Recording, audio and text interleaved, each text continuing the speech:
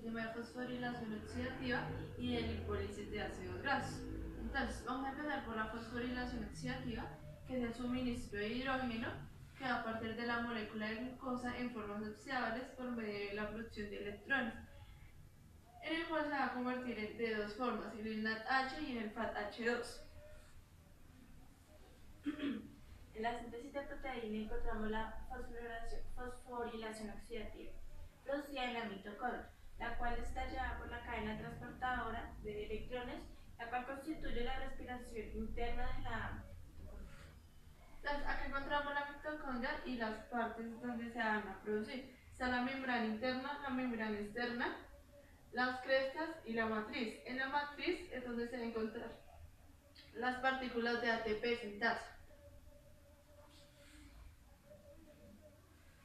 En la cadena transportadora de electrones se basa en dos procesos. El primer proceso son los electrones transportados a lo largo de la membrana de un complejo a otro.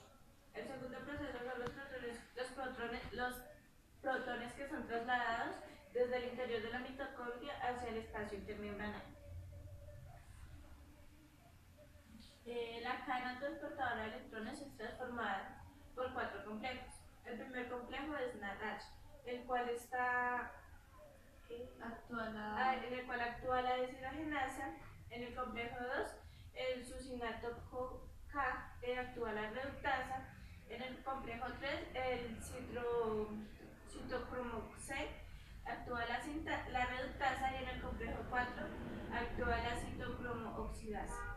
Entonces, cada electrón es lanzado de complejo a complejo, o sea, por esos aceptadores, hasta llegar al citocromo oxidasa, o sea, que quiere decir que siempre va a llegar al complejo 4.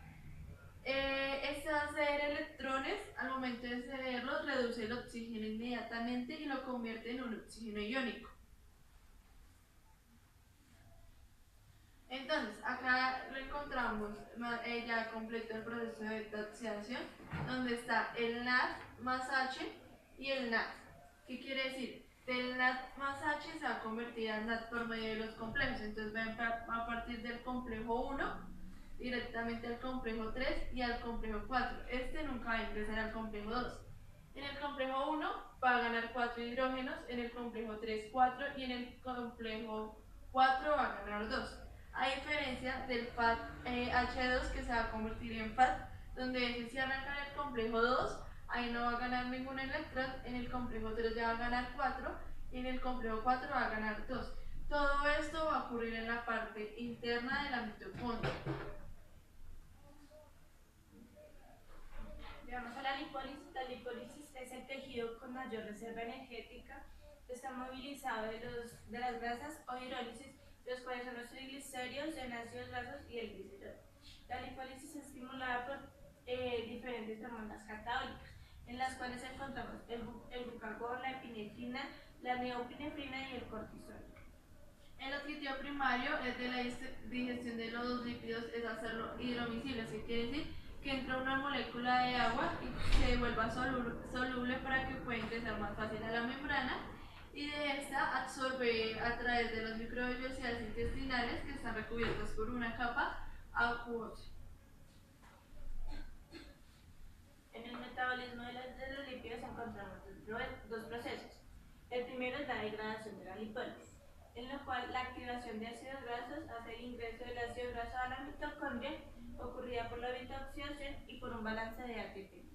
El segundo es la síntesis, donde empiezan los precursores, y de ahí ese complejo multisimático del ácido graso se sintetiza.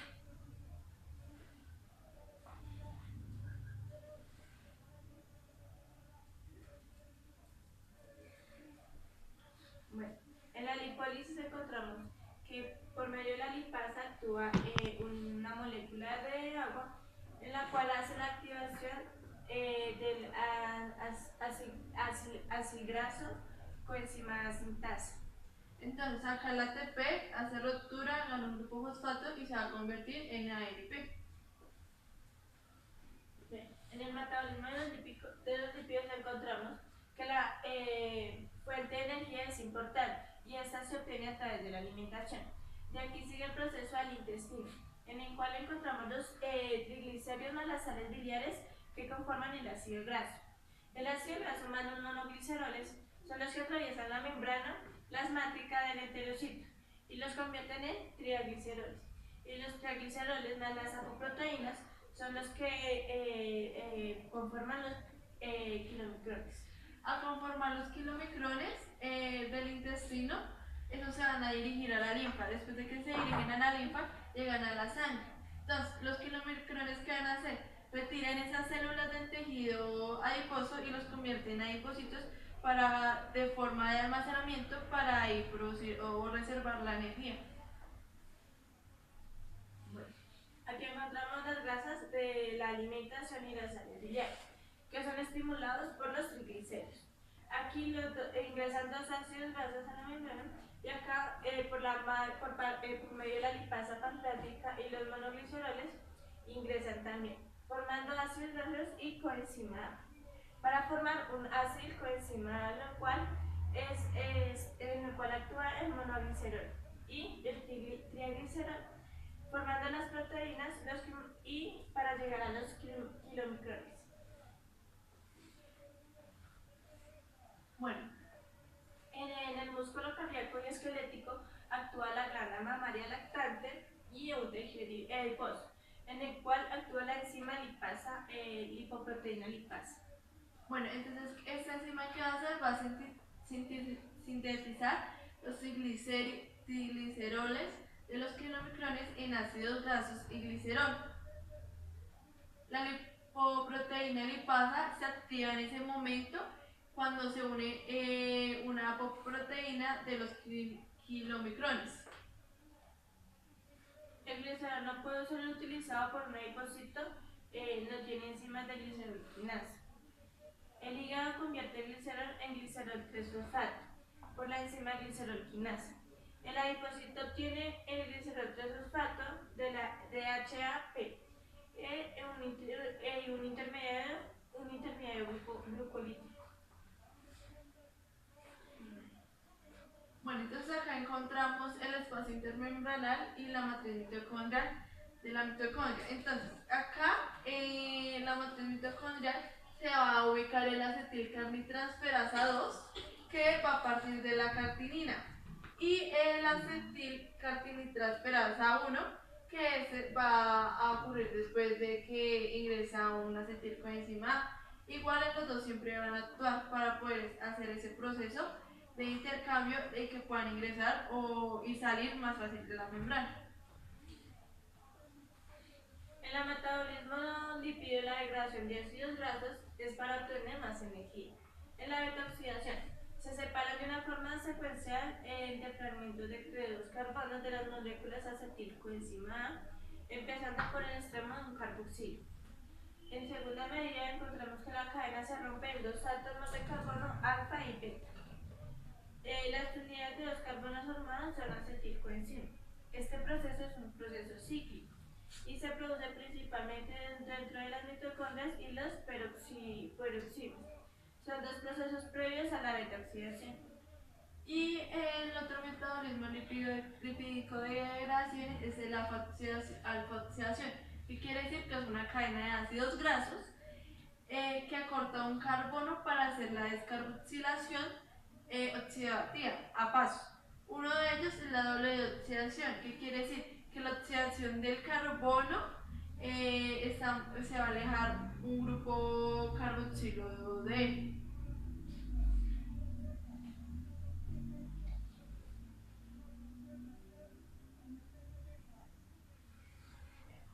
Aquí en la beta-oxidación de ácidos grasos encontramos que en la mitocondria FAT gana un hidrógeno que hace FADH2 y pierde una molécula de agua. Y aquí después ocurre que NAD más H gana un hidrógeno, también ganando una molécula perdiendo una molécula de agua, para formar una molécula de agua. Y está la reoxidación, que es cuando se va a convertir de NAD más a H, o de NADH a NAD más.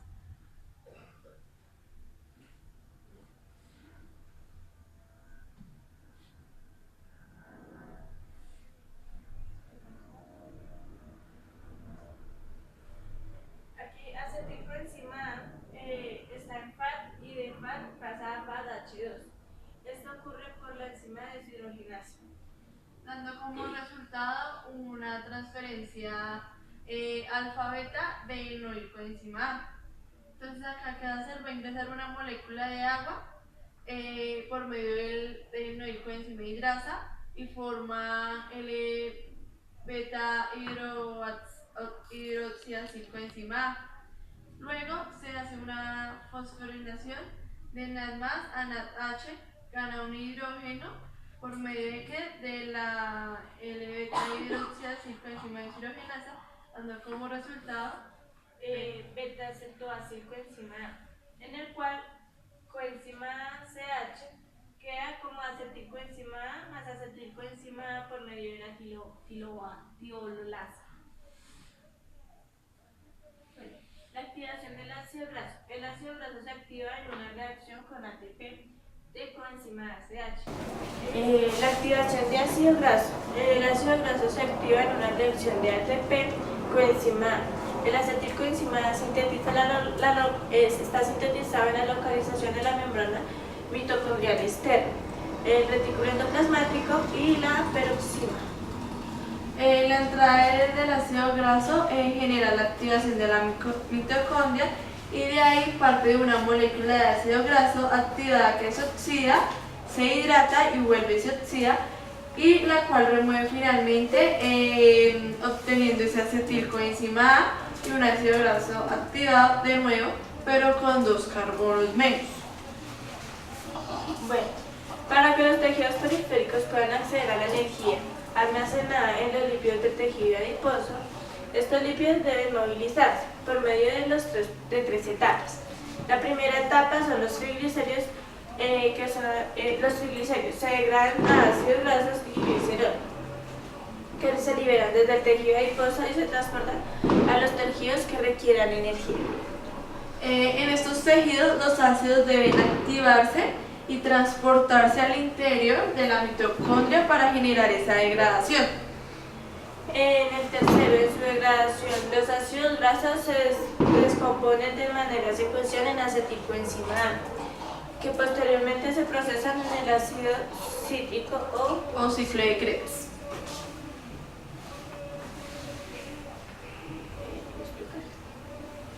Bueno, aquí encontramos acetilcoenzima A, que es el que va a sintetizar. Entonces, de ATP más coenzima A pasa a AMP ganando un grupo fosfato y quedando en acetilcoenzima A, el cual está con la carnitina palmitoria de la transferasa. Esta se encuentra en la membrana externa de la mitocondria. Aquí pasa de acetilcoenzima a coenzima A, en la cual actúa la acilcarina carnitina, la cual se encuentra en la membrana interna de la mitocondria. La carnitina trascolasa. La acetilcolina pasa a acetilcoenzima A y beta oxidación. La coenzima A vuelve a quedar como carnitina, la cual pasa otra vez a carnitina y formar el proceso cíclico.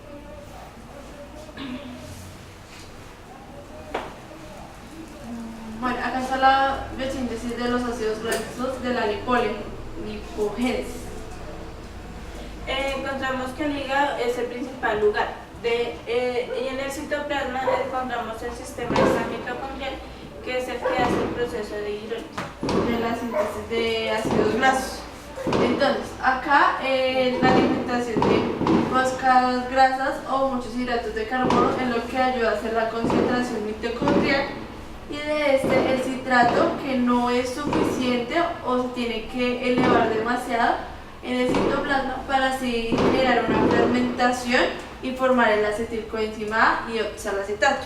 Encontramos grandes cantidades de NADPH, de glucosa, que es el principal sustrato de energía, el acetilcoenzima A, que es el sustrato intermedio, y el palmitato, que es el producto final.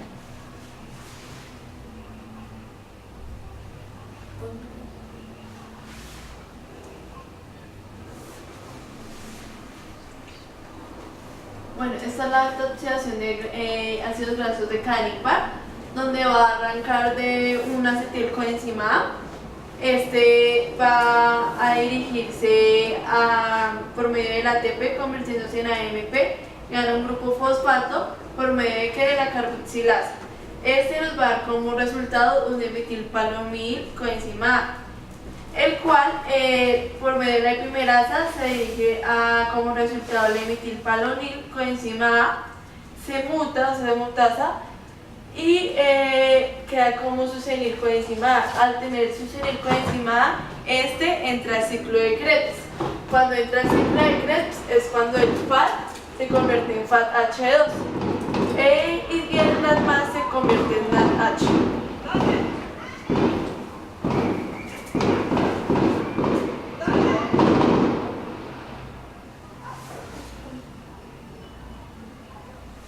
Bueno, aquí encontramos los precursores de la síntesis. Encontramos que ATP más H2 más coenzima A pasan a ser ADP, en el cual gana un fosfato y un hidrógeno. Esto ocurre por el biotinenzima y el carboxil enzima. Acetil-CoA-carboxilaxa es la que regula en la célula animal el citrato y ácidos grasos, en el cual actúa la oxidación del piruvato, la oxidación de ácidos grasos y la degradación de aminoácidos.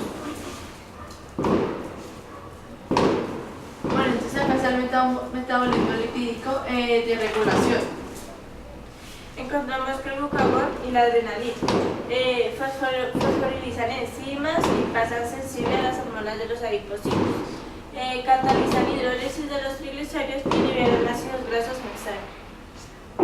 Bueno, entonces la acetilcoenzima A se carboliza y se inhibe por el glucagón. Luego la malolilcoenzima A inhibe la activación de carnitina aciltransferasa 1 y termina el principal paso regulador de la biosíntesis de ácidos grasos, que es cuando el acetilcoenzima A carboxilasa se activa por el citrato inhibida por el palmotilcoenzima A. Encontramos la membrana plasmática. Encontramos todo el proceso de la glucólisis, donde la glucólisis 6-fosfato es inhibida por la palmitina coenzima A en la ruta de la pentosa fosfato y la ribosa 5-fosfato, hasta llegar, pasando por NADPH más H y llegando hasta llegar al alpiruvato. En el piruvato entra a la membrana, a la mitocondria por la membrana. Encontramos el oxalacetato, el citrato y el ciclo de Krebs. Aquí pasamos de citrato a acetilcoenzima, estimulada por el citrato, inhibida por el glucagón, la adrenalina y la palmitina coenzima A. La malolina coenzima A es inhibida por el palmitin coenzima A y la síntesis de Ciclo de ácido. Cori, también llamado ciclo de ácido láctico, es una ruta metabólica la cual describe el ácido láctico que se produce en las células musculares por medio de la glucólisis anaeróbica, que llega al hígado y es transformado de nuevo en glucosa.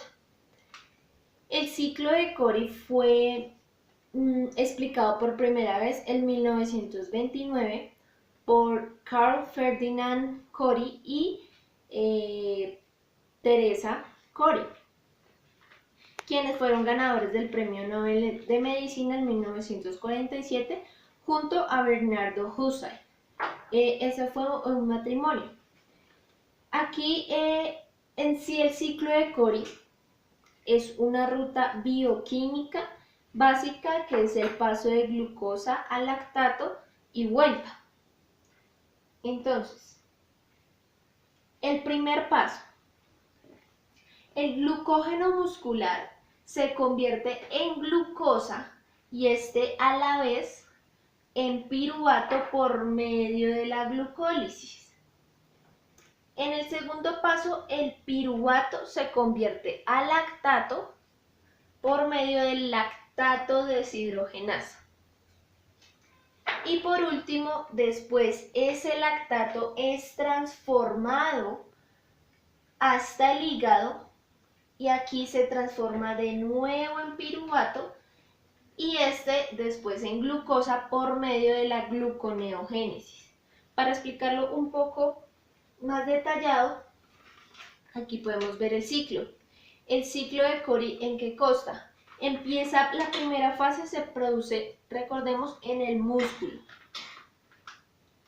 esquelético en condiciones de anaerobiosis, o sea, sin oxígeno.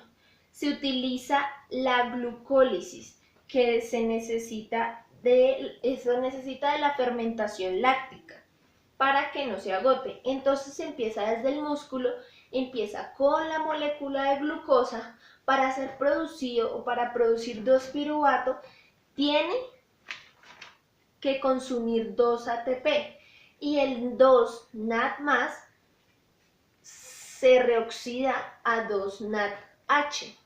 Así produce 2-piruvato. Al producir 2-piruvato, ahora el 2-NADH se reoxida a 2-NAD más por medio del lactato deshidrogenasa. Y ahí se produce 2-lactato. Ahora, el 2-lactato pasa por medio de la sangre para reutilizarse. Entonces queda acá 2-lactato. El 2-NAD más se reoxida a 2-NADH por medio del lactato deshidrogenasa. Ahí se reoxida el 2-lactato a 2-piruvato. Y en el 2-piruvato, para producir glucosa, se consumen ya no 2 ATP, sino 6 ATPs. Ahora, desde el hígado, vuelve a pasar por medio de la sangre para reutilizarse y así comenzar de nuevo el ciclo.